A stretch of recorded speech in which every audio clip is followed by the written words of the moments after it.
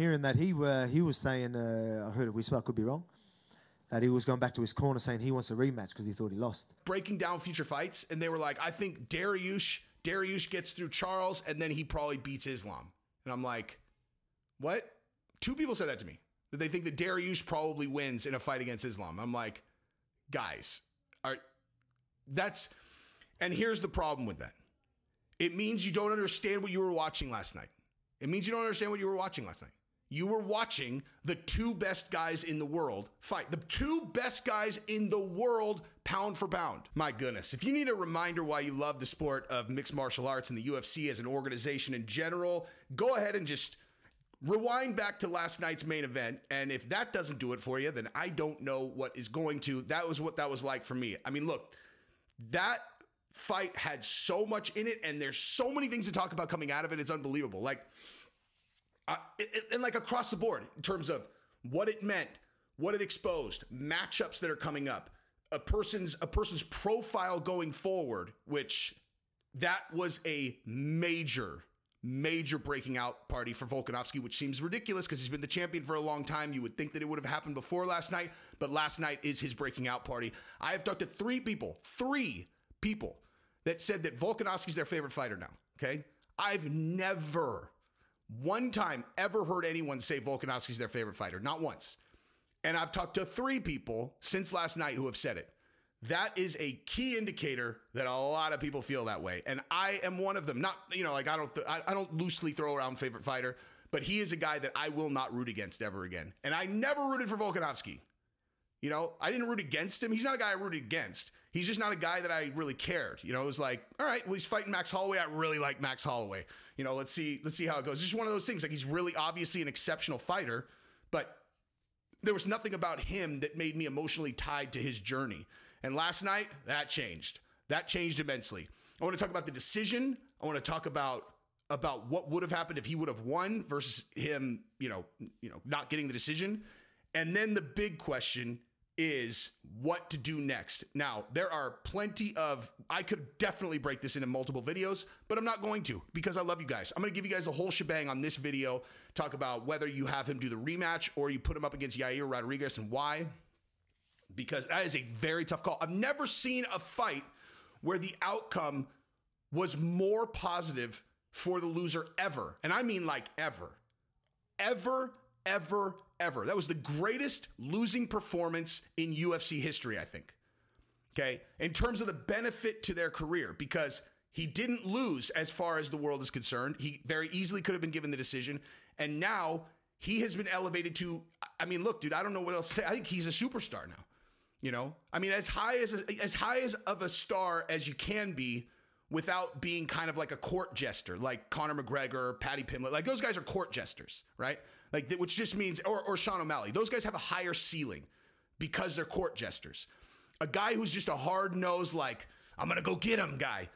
They max out. They max out at what their ceiling can be, but he has hit that ceiling now. He's the man, dude. He is the man.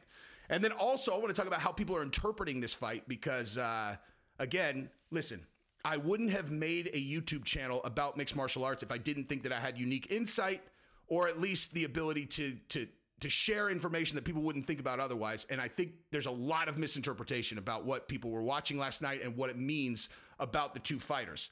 So we're going to get into all of that. And you know what? Because this video is going to be so good, I'm going to say it. If you are a new person to my channel, please subscribe. And that way you can have access to all of my stuff. Handshake. It's not free. It's a gentleman's agreement. If you're going to watch my stuff, just subscribe. You click the button one time, you forget about it. And I appreciate it. You can watch all my stuff. I used to have 2 channels. Now I have 1. But, and then I also wanted to say thank you guys to the people who played in the Thrive Fantasy Contest last night. Anyway, thank you guys for playing. That was actually really fun. So we'll do it again. We will do it again. So anyway, so here's the deal. Okay. I don't even know where to start. There's so many things I want to talk about here. So here's what I'm going to say. So if you have been to a lot of events like I have, you will know, if you've even been to like 2 events, you will know that the energy from this inside the stadium it makes the entire experience completely different. And I was just talking about that on me and MMA Guru's new podcast, MMA on Fire. Link in the description. You should definitely go follow us. We're gonna do our second episode tomorrow. But on MMA on Fire, with me and Guru discussing, we were talking about how, you know, what like you can't really see very well in the stadium, and you end up watching the screen anyway. But the reason that you go is for the energy. It's like this collective viewing experience where everyone is in this thing together. And when in the rare case where there is a hometown favorite, where everyone is there for a specific fighter, like if you did a Conor McGregor fight in Ireland, or if you did a Paddy Pimblett fight in the UK, or you do a Alexander Volkanovski fight in Perth, right? There's a different feeling there. There's something different about that, because there's no question about who people are rooting for, okay? Like everyone in the entire place is on the same page, and everybody is there for Volkanovski. And Volkanovski last night is one of those guys who is connecting with the crowd the whole time. He's a wide open book. He's not trying to shut them out. Like that's the thing is a fighter at his caliber, number one pound for pound guy, right? I think it's fair to say he's the number one pound for pound guy. Okay. Now, like Islam won, but Alexander Volkanovski went to 155 pounds. Okay. He's a 145 pound champion. He went to 155 pounds, and against the best 155 pounder, depending on how you interpret the fight, beat him. Okay. That is the definition of the number one pound for pound fighter. That's the definition of the number one pound for pound fighter. If Islam Makhachev goes up to 170, is he going to have that level of a fight with Kamaru Usman or you know, Leon Edwards, whoever's the champion? Maybe, but we don't know. With Volkanovski, we know. He's run through everyone at 45, and he went up to 55 and fought the best guy, and fought to at best a stalemate, you know, and maybe he even won, depending on how you interpret the fight. And I'll talk about that, obviously.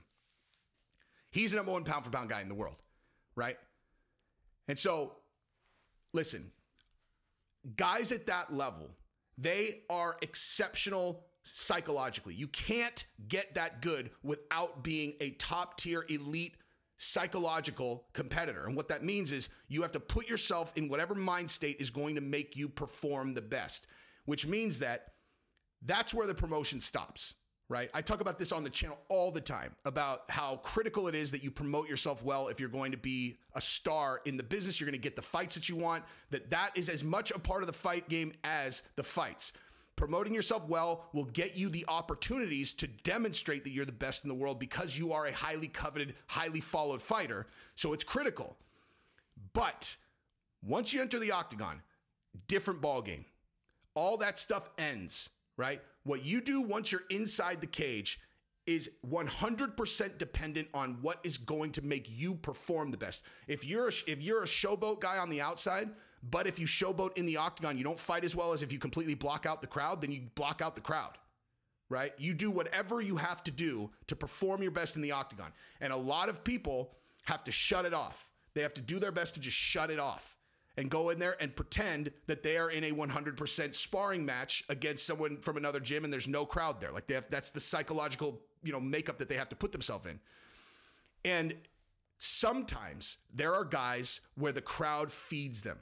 They feed off the crowd. And so they're wide open books. So some guys are closed off. They're in there, they're closed off. They're focused here, they're closed off. The crowd is irrelevant. They don't get worked up by the crowd, or they can only get rattled by the crowd. Other guys, they're open to this, dude. It's like they're connected with the crowd the entire time, and that's what makes them fight the best. Conor is definitely one of those guys. Conor is absolutely one of those guys. And Volkanovski is absolutely one of those guys. And if you get a hometown fight like that, with that magnitude, first, number one pound for pound against number two pound for pound. And by the way, is there any question that those are the two best fighters in the world? Is there any question that those are the two best fighters in the world after that? And we'll get to that in a second, because that's where people are misinterpreting things. And you have a guy who's that open to the crowd, who's playing to the crowd the entire time, has a performance like that. You feel that at home, and you feel the crowd at home. You know, so that's my point. Usually in the auditorium, there's this unique experience where you can't even explain to a person at home what it was like. Like I will always go back to this. I will always go back to this, because I've never been to a fight like this. The Gilbert Burns and Khamzat Chimaev fight at UFC 273. I've never felt like that watching a fight in my entire life. And it was the crowd. It was everyone at the same time.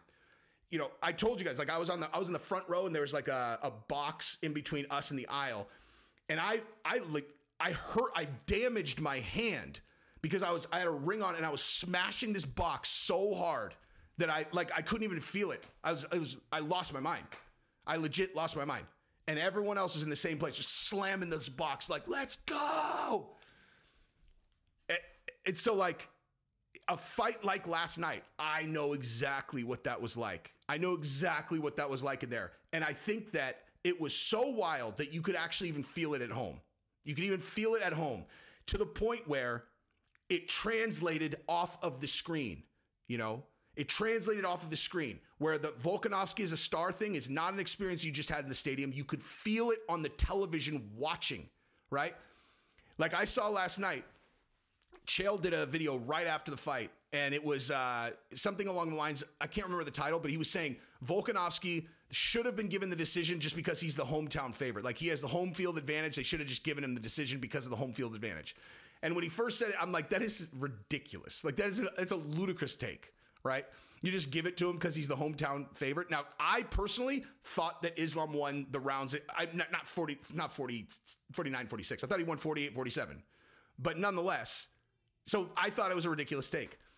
And the more I thought about it, given how the fight ended, I'm like, dude, I actually could be convinced of that. But also just because, and this is the fan in me, not the like objective logical person, but as a fan, if he would have won that fight, that place would have come down. The place would have come down. It would have come down on itself if he won that fight.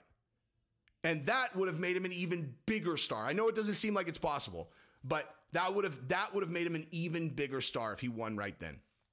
So, man, really all I'm talking about here is why Alexander Volkanovski's star has grown so much in 24 hours. I mean, it's like, he's a star, dude. I hope to God that casual fans were watching last night, because casual fans now can add another person to their folder of fighters that they care about and watch, right? And Islam fought an incredibly tough fight and did what he had to do against the #1 pound for pound guy in the world. That's the thing. So let me finish with Volkanovski first, actually. So Volkanovski, okay? So Volkanovski, now, you know, you have this crazy dilemma. He wants a rematch. Of course he does. That was an incredible fight. He wants that rematch because he ended the fight on top of Islam, and Islam's out of gas. If that fight goes 7 rounds, who wins? Seriously, guys, if that fight goes 7 rounds, who wins? Is there anyone in the world that thinks that Volkanovski does not win that fight if it goes 7 rounds? I'm talking anyone. No. I think that he wins 100% of the time if they go another 7 rounds. Or what? Another 2 rounds. So there's that. And so it's like, so you know what? I just did a video where I was recording. So in the press conference, Islam was answering questions in Russian. And my buddy who runs the Accent podcast, I'm like, do I call him his real name or put him the Accent podcast? So you could look him up. But anyway, so like we did a thing where we were translating it. He was telling me what he was saying in Russian. He said some things about Khabib that were really interesting, etc. And the way he put it was perfect. He's like, he thinks that Islam won the match and Volkanovski won the fight. And I was like, that is exactly right. That's exactly right. That's exactly right. So, you know, with Volkanovski, now he wants a rematch. Good. Well, guess what? Yair Rodriguez looked exceptional in that fight against Josh Emmett. Josh Emmett is no slouch, and he pieced him up. Like, look at what go watch Josh Emmett against Calvin Kattar, and then go watch what Yair Rodriguez did to Josh Emmett. Okay? Like, Yair is a monster with a completely full game, and he's 28, right? Which means that every time you see him, 28 years old, what that means is every time you see him, he's going to be significantly better than he was in this last fight. He's at that phase. He's not like maintaining skills. He's still gaining and refining skills, like where the veterans, they get to a certain point where learning new skills, that's not going to be their game. It's not going to be their game. You know, unless you're Francis and you have a huge gaping hole in your game, which is your grappling, and then you train that. I'm talking about guys who already have a pretty complete game and they know how they apply it in mixed martial arts. Like, when you get into your 30s, it's about veteran knowing how to manage, whatever. It's strategy, etc. At 28, he is going to continue to be better every time. And he was clearly the best you've ever seen him last night. And he is a monster. So, do you go Volkanovski, Yair? Because everyone saw Yair fight too, dude. Everyone who was watching tonight saw Yair fight. Or do you go Islam rematch? Me personally, give me that rematch. Give me that rematch all day long. Give it to me, dude. You need it. You need it because Makhachev should want it because he knows that was an incredibly razor-thin decision. And, I mean, if he wants to establish, he says he wants to be pound for pound number one, go take it. Fight him again. Fight him again. Make it definitive, right? Definitive. What? Definitive. Jeez. So, yeah, I don't really know what you do there. I really don't know what you do. But I will say this, dude. I'm going to be happy either way, regardless of which way they go. As far as the decision goes, like I said, I thought that the decision was correct. I watched the Weasels breakdown, and that's exactly how I had it in it, before watching it. So, 48-47 Islam. But the thing about the body triangle, something Chael said that I thought was very interesting because initially, again, I laugh. Like, it's honestly like one of these things, like Chael, sometimes, like if you were like, here, Chael, argue that a person's better off, tearing a lottery ticket up than, that a winning lottery ticket up than cashing it in. He's going to be able to make a coherent argument that makes sense. I mean, you'll go home afterwards and you'll be like, what is it? How did he make a convincing case for ripping up a winning lottery ticket? It's like, dude, you just give him a position to take and he'll be able to, give you a half decent take. And his take was that he's like, how does Islam win that round? He wrapped his legs around his body. Islam's on the back of Volkanovski. Now, Islam's got a pretty good position.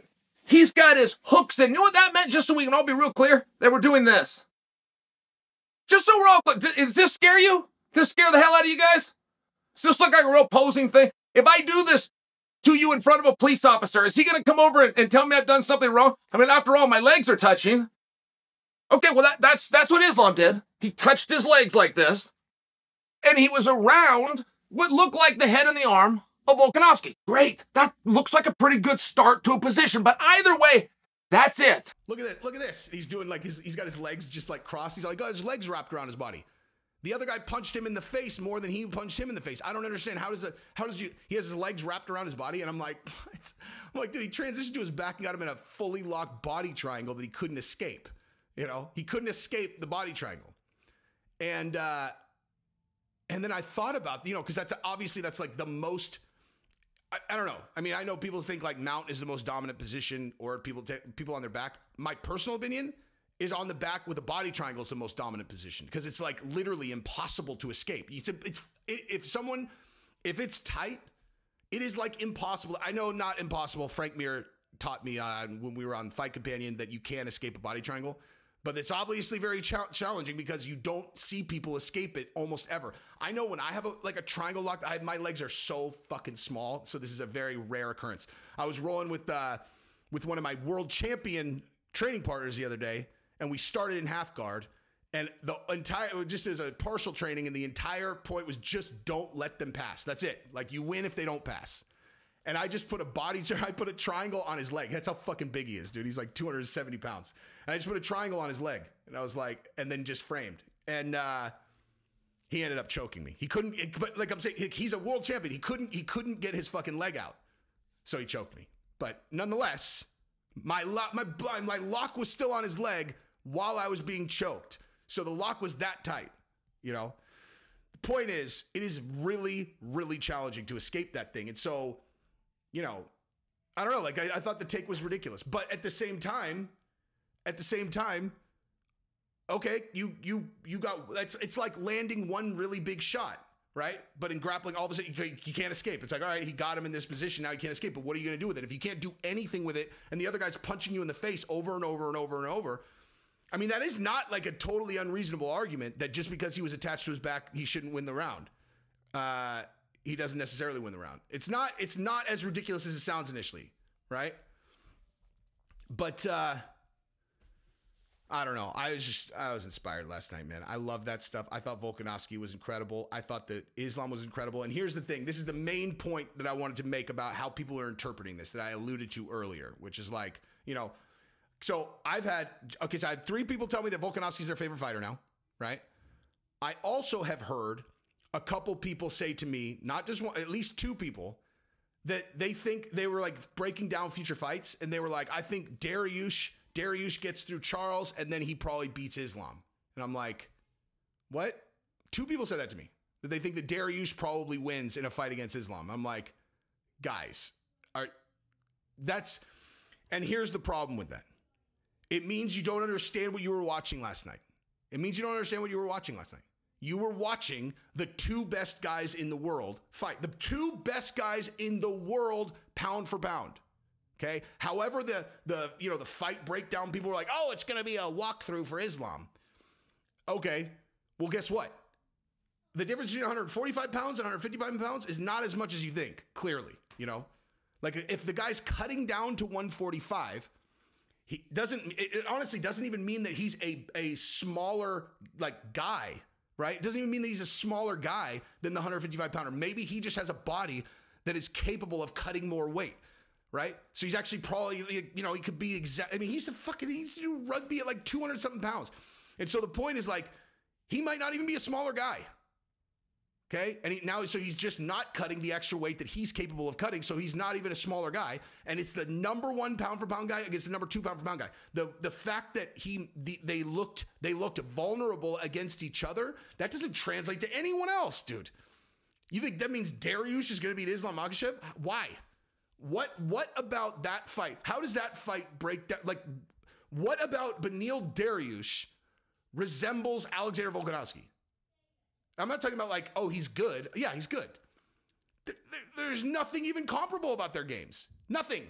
There's nothing about those 2 guys' games that's even comparable. Their body frame is completely different. The way they fight is completely different. It's like Islam is not vulnerable because he looked vulnerable against the number 1 pound for pound guy in the world. It's just the 2 best fighters in the world fighting each other. Okay? The idea that one of the 2 of them was going to completely dominate the other one is fucking stupid. In hindsight, it's stupid. It's actually idiotic. Who's dominated Volkanovski? Why would anyone just be able to completely dominate Volkanovski? It's ridiculous. The levels are not like that, okay? The best guy in the world is like this much better than everyone else, I mean, not everyone else, but this much better than the next best guys, okay? So the 2 best guys in the world, of course, they're going to be like right there. Like how on earth could anyone have thought that like one of these guys was going to get completely dominated? It's ridiculous. In hindsight, it's ridiculous, right? Ridiculous. Anyway, that is what I've got for today. I love this sport and I love you guys. I really do. So BMX Joe won. He entered two rosters and he won with both of them.